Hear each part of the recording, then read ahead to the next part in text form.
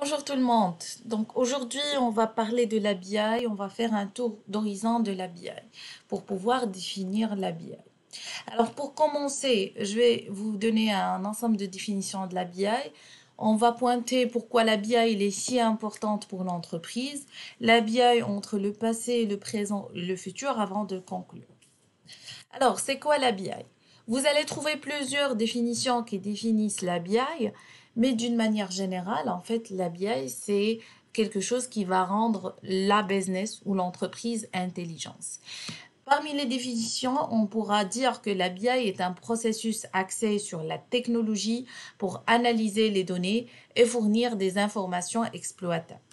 La BI pourra être aussi définie comme la référence aux méthodes, outils et techniques pour collecter, stocker, analyser, visualiser, comparer, prévoir et extraire des données commerciales afin de prendre de meilleures décisions commerciales. Et là, on parle de décisions efficaces. La BI, aussi selon Gartner, fait référence à la capacité générale d'organiser, d'accéder et d'analyser les informations afin d'apprendre et de comprendre le business et l'entreprise. Donc, quand on parle de la BI, on parle de reporting, on parle de dashboarding, on parle de data visualisation, d'online analytical processing ou tout ce qu'on appelle les cubes ou les OLAP, tout ce qui est data mining et process mining, complex event processing, le business performance management, le benchmarking, predictive and predictive analytics, and et autres aspects, data warehousing, ainsi de suite. Pourquoi la BI elle est si importante pour l'entreprise? Évidemment, la BI il va aider l'entreprise à prendre de meilleures décisions tout en regardant les données actuelles de l'entreprise et tout en analysant l'historique de l'entreprise dans un contexte évidemment business. Il permet aussi de fournir des références de performance et des concurrents pour rendre l'organisation plus fluide, plus agile et plus efficace. Il permet aussi de repérer les tendances de marché pour pouvoir augmenter les bénéfices, les profits, les revenus et suivre les performances du marché. Et aussi identifier les problèmes que l'entreprise pourra donc justement donc rencontrer. Alors, la BI, elle a évolué au fil du temps. Bon, il a commencé à partir des années 80 jusqu'à 90 par la première vague de la BI. Et là, donc la première définition qui a été donnée en 1989, c'est que la BI, c'est les concepts et les méthodes qui permettent donc d'améliorer le processus de prise de décision, tout en se basant évidemment sur ce qu'on appelle les Decision Support Systems.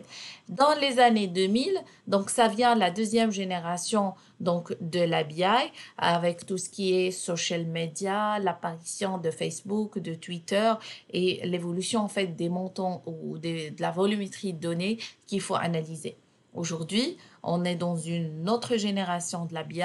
On parle de l'analyse augmentée, on parle donc de la BI dans le cloud, de la BI self-service et ça ne cesse pas de croître.